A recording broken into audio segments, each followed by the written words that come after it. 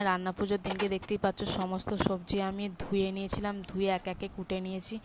আর কুটে নিয়ে একে একে আমি সমস্ত সবজিগুলো আমি ভেজে নিয়েছিলাম।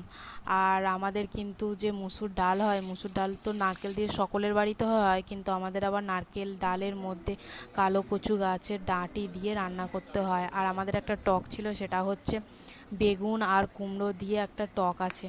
দেখতেই পাচ্ছ ডালটা আর ভাজাভুজি সমস্ত করে নিয়ে ঠাকুরের জন্য আলাদা করে একটা থালাতে ডাল, টক, মাছ, ভাজাভুজি, ভাত দিয়ে ঠাকুরকে খেতে দেওয়ার পরেই আমরা সকলেই খেয়েছি। এই থালিটা বরের জন্য সাজিয়েছিলাম। বর বললো তাহলে একটা ভিডিও করেই না।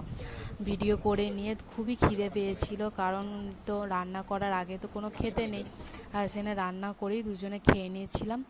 আর যদি তোমাদের এরকম থালি যদি ভালো লাগে, অবশ্যই লাইক, কমেন্ট, সাবস্ক্রাইব করতে ভুলো না। এই রান্না পুজোর এই থালিটা কেমন লাগলো অবশ্যই জানিও কমেন্টে। থ্যাংক